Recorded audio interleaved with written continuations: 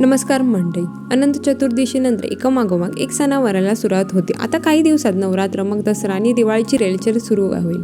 या दिवसात महिला वर्ग आवर्जून साडी खरेदी करतात. साडीमध्ये देखील वैविध्य पाहायला मिळते. विविध प्रकारच्या फॅशनेबल साड्या कोणाला नाही आवडत. फॅशनेबल साड्यांवर फॅशनेबल ब्लाऊजही हवे. जर आपल्याला ट्रेंडी ब्लाऊज शिवायचे असेल तर 9 प्रकारचे डिझाईन पहा. आपल्याला हे ब्लाऊज डिझाईन नक्कीच आवडतील. लेटेस्ट फॅशनचे ब्लाऊज डिझाईन असेल तर लटकनऐवजी दोरीवर वेगळी डिझाईन करा. आपण दोरीवर फुलांची डिझाईन करू शकता. यामुळे ब्लाऊजला वेगळा लुक येईल. मागच्या गळ्याचा आकार आपण कोणत्याही पद्धतीने तयार करू शकता. त्याच्या भोवतीने विविध प्रकारचे बॉर्डर लावा. बॉर्डरमुळे मागच्या गळ्याला नवीन लुक येईल. जर आपल्याला रिच लुक हवा असेल तर मागच्या गळ्याला खड्यांनी सजवा. बॉर्डरला देखील खडे, मोती किंवा सोनेरी रंगाची लेस लावा. मागच्या गळ्याला आपण वी नेक, बोट किंवा वेगळ्या टाईपचे आकार देऊन आवडीचे लटकन लावू शकता. आजकाल पतीचे नाव ब्लाऊजवर लिहायची फॅशन बरीच ट्रेंडमध्ये आहे. आपण ब्लाऊजच्या बॅक साईडला नेटने कव्हर करून त्यावर नाव लिहू शकता.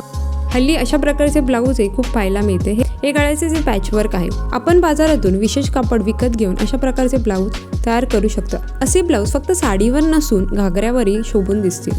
आपली साडी काठपदराची किंवा साधी असेल तर ब्लाऊजचा मागचा गळा आपण लेस लावून फॅशनेबल तयार करू शकता. आजकाल बाजारात बऱ्याच प्रकारचे लेस उपलब्ध आहे.